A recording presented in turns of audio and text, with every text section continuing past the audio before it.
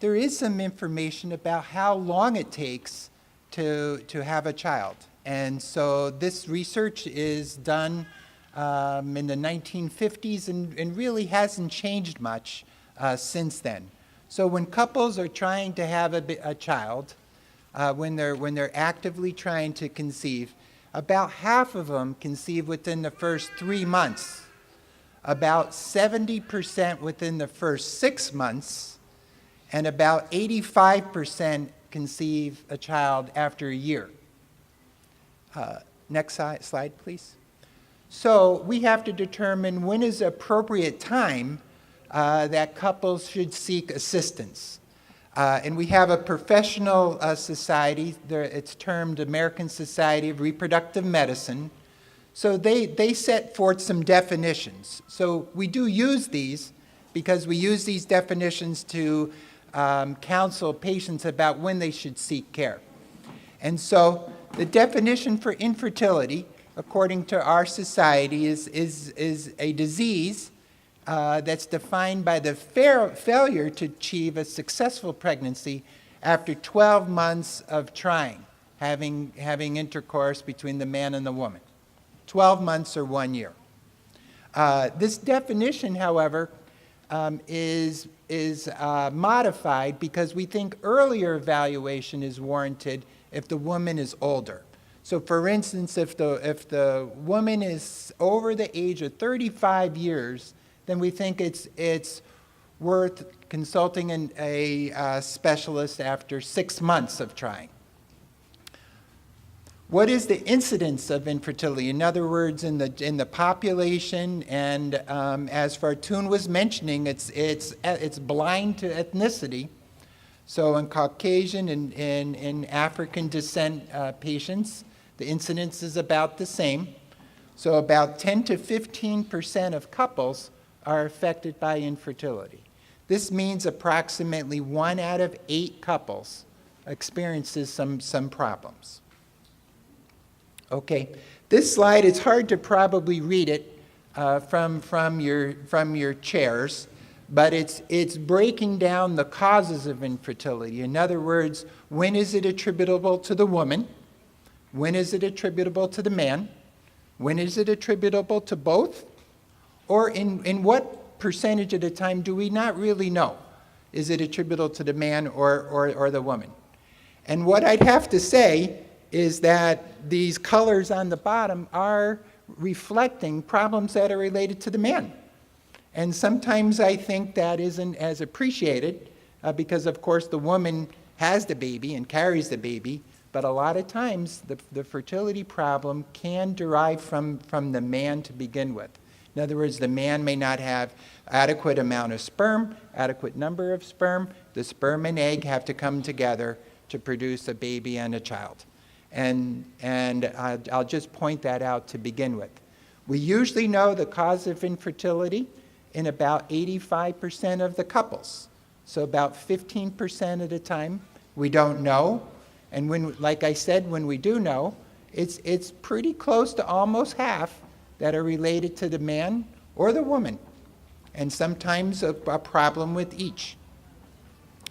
So anyway, as couples are seeking care through us or some other provider or physician, how do we counsel patients when they're preparing for pregnancy? Because when we see couples who don't have a child, they will be preparing themselves for pregnancy. So we have some general advice.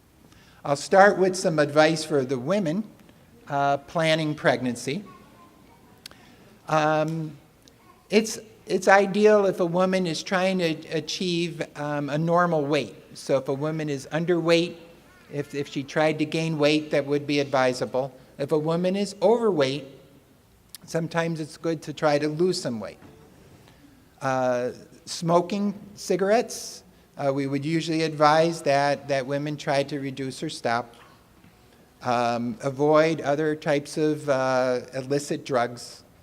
Alcohol can be a problem as well if it's high. And we also advise women to take a vitamin supplement. And this should include what's called folic acid, and that limits certain types of birth defects, so we advise that. Sometimes that's termed a prenatal vitamin. We advise women to try to keep track of their menstrual cycles. In other words, when did one start? When did the next one start? When they are able to tell us that, we can determine if it sounds like a woman has normal cycles. There's also ways that women can do temperatures to determine if their cycles are normal. We can advise patients how to do that. There's also kits that you could pick up in a pharmacy that a woman could use to check her urine to determine if it's at the time that she's fertile or the time that she's ovulating or releasing an egg. Sometimes we advise that. How about men? For men, we also talk about trying to reduce smoking or stop smoking.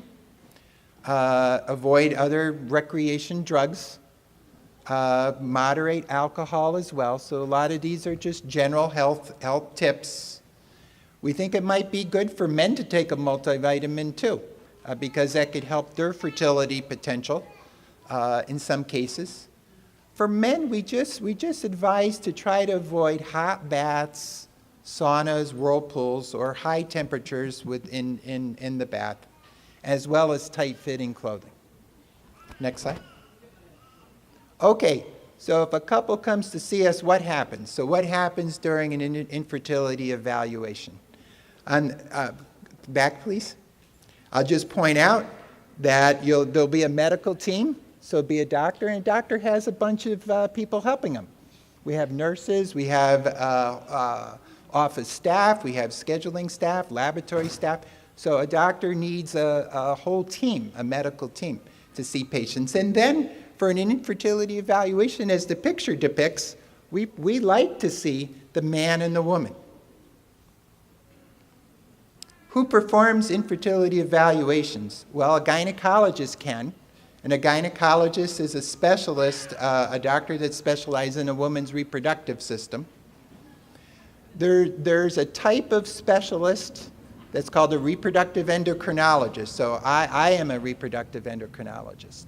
A specialist like this specializes specifically in the identification and treatment of infertility. A urologist is also a doctor that specializes in a man's reproductive system. So sometimes it's inappropriate for a man to see a urologist for a fertility problem. Okay.